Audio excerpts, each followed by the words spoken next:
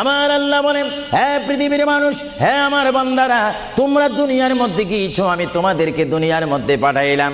পাঠাইবার পরে আমি জানি তোমরা অনেক অন্যায় পথে যাবে, অনেক কাজ করবে, যে কাজগুলোর মধ্যে তোমাদের গুনাহ হয়ে যাবে। হ্যাঁ বান্দা, তোমরা গুনাহ করবে তাও আমি ভালো মতো জানি, তোমরা পাপ করবে তাও আমি ভালো মতো জানি। বান্দারে, পাপ করার পরে, গুনাহ করার পরে একাই কি মসজিদের মধ্যে তোমরা কেঁদেছো, রব্বানা যালামনা, বলেন রব্বানা যালামনা আনফুসানা ওয়া ইল্লাম তাগফির লানা ওয়া তুরহামনা লানাকুনান্না মিনাল খাসিরিন বলে বলে মসজিদে কেঁদেছো, আসরের নামাজ পড়ে কেঁদেছো, যোহরের নামাজ পড়ে কেঁদেছো, মাগরিবের পড়ে কেঁদেছো, এশার নামাজ পড়ে কেঁদেছো।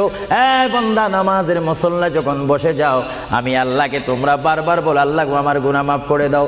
তারপরও আমি তোমাদের গুনাহ মাফ করে নিই। তারপরও তোমরা নিশি রাত্রে, মানুষ যখন ঘুমে যায়, তোমার বিবি যখন ঘুম যায়, তোমার ছেলে যখন ঘুম যায়, তুমি নিশি রাত্রে ঠান্ডা পানি দিয়ে ওযু বানিয়ে নামাজের মুসল্লায় বসে তুমি আবার যখন ডাক দাও, রব্বুল আলামিন, পৃথিবীর কোনো মানুষ আমার গুনাহ সম্পর্কে জানে না, তুমি আমার গুনাহ সম্পর্কে জানো।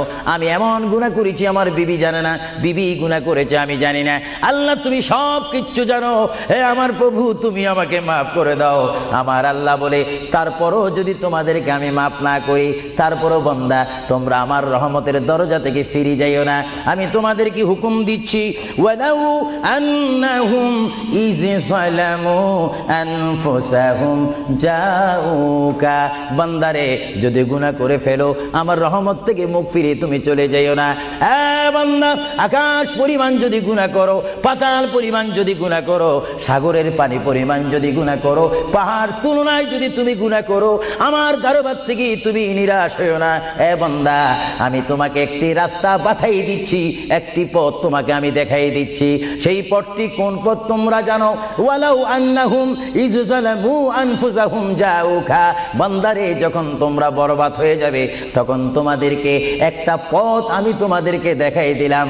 সেই পথটির নাম হচ্ছে আমার রাসূলের মদিনা। জোরে বলেন সুবহানাল্লাহ। বান্দা, আমার নবীর দরবারে গিয়ে কেঁদে কেঁদে তোমরা বলো, ইয়া রাসূলুল্লাহ, ইয়া হাবিবাল্লাহ, আয়াকা ইয়া রাসূলুল্লাহ। আল্লাহ কোরআনে বলেছে, ওয়ালাউ আন্নাহুম ইয যালামু আনফুসাহুম জাউকা ফাস্তাগফিরুল্লাহ ওয়াস্তাগফার লাহুমুর রাসূল। আল্লাহ বলেছে, হে বান্দা, তোমরা ডানে না গিয়ে, বামে না গিয়ে, পিছে না গিয়ে তোমরা সরাসরি আমার নবীর কদমে চলে যাও। আমার নবীর কদমে গিয়ে আমি আল্লাহর দরবারে তোমরা তওবা করো। তওবা করতে